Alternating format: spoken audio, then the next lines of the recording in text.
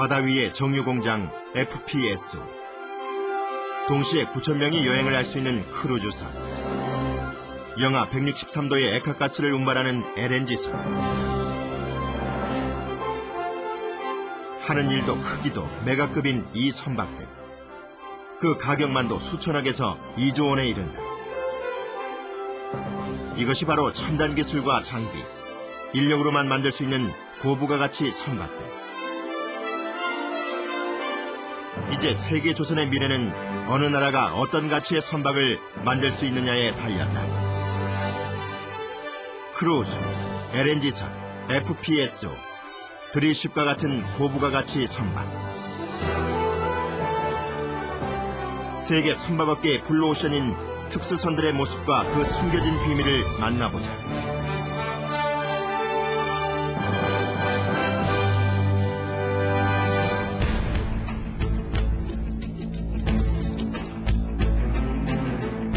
지난 2007년 거침없이 오르는 원유 가격을 보며 세계인들은 화석연료가 얼마 남지 않았다는 것을 절실히 깨달았다.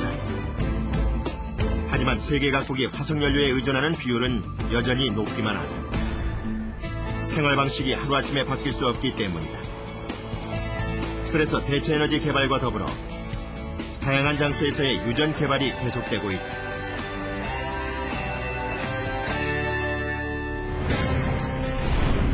그렇다면 바다에서의 유전 개발은 어떻게 이루어져 왔을까?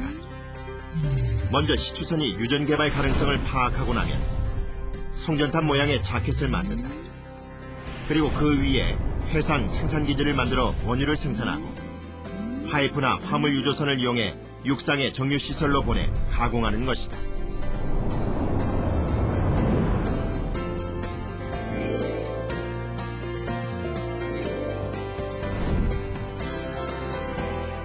가까운 바다나 대륙붕에서 개발되던 천연가스와 원유는 화물 유조선뿐 아니라 다른 방법으로 육상 생산기지로 옮겨지기도 한다.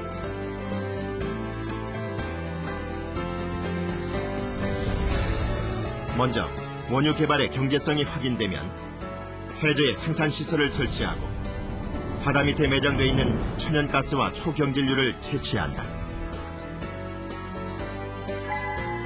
그리고 나면 생산트리와 플로라인이라는 배관을 통해 채취된 원유와 가스는 해상 플랫폼으로 이송된다. 하지만 원유 개발이 극진화 심해로 이동되면서 설치와 해체에 드는 시간과 비용도 점점 늘어나게 된다.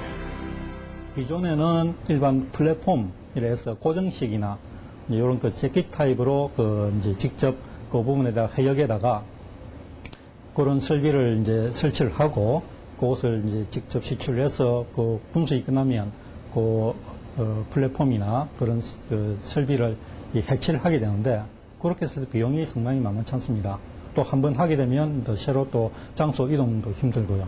그래서 이제 그 부분들을 이제 충분히 많이 할 수 있도록 이동식 해양 시추 설비를 만들자 해서 이제 탄생하게 된 게 해양 드릴십이 되겠습니다. 유전 개발 환경이 변하면서 높은 기술을 필요로 하는 특수 선박들이 하나둘씩 탄생하게 됐다. 깊은 바다에 있는 원유를 탐사하기 위한 드릴십도 그런 선박 중 하나다.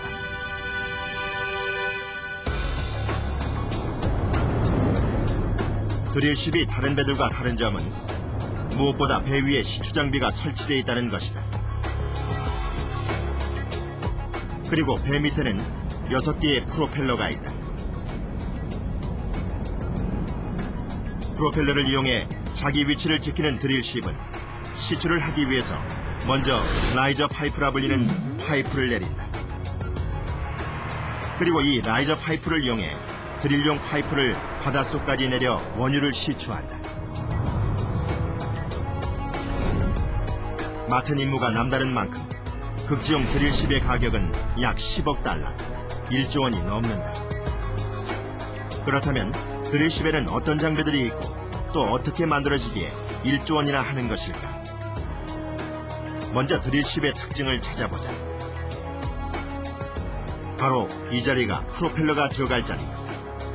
바다 한가운데 머물며 작업을 하기 때문에 무엇보다 중요한 것이 이 프로펠러들로 이루어진 추진기다. 파도나 바람에도 움직이지 않고 자기 자리를 지켜야 하기 때문이다. 바람이 거의 어느 정도일까요? 한 30m/s 정도면 한 70노트 정도 됩니다. 약한 태풍급 정도 되는 환경이고요.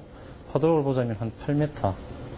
그것도 거의 약한 태풍 수준의 어떤 파도가 되는데, 그런 환경 속에서 배를 한 자리를 가만히 유지하면서 시출을 해야 되기 때문에 실제로는 파워가 크게 필요한 거죠.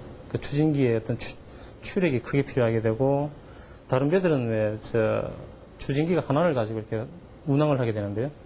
이 배는 6개가 있습니다. 추진기가 아지무스 스러스트라고 하는 360도 회전을 하게 되는 스러스트가 6대가 있는데, 이 6대를 사용해서 자리를 계속 한 자리에 유지하면서 시출을 하게 되는 겁니다. 드릴십에 달려있는 6개의 추진기는 GPS 인공위성으로부터 위치를 송신받아 각기 다른 방향으로 물을 회전시킴으로써 제 위치를 잡는다.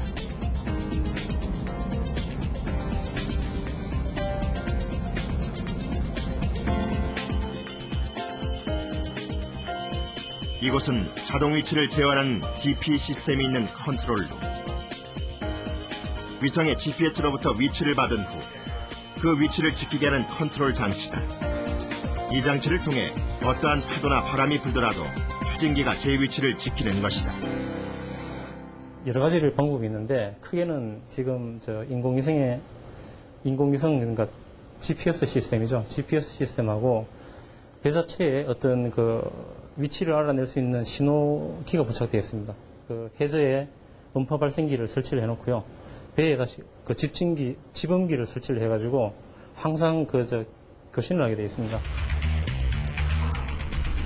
위성과 지붕기를 이용해 자신의 위치를 파악한 드릴십은 높은 추진력의 추진기를 통해 자기 위치를 1m 이상 벗어나지 않고 작업을 수행할 수 있게 되는 것이다.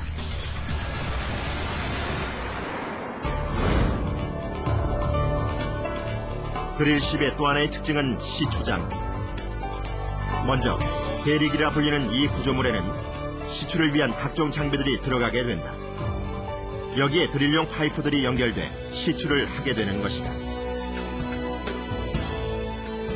드릴용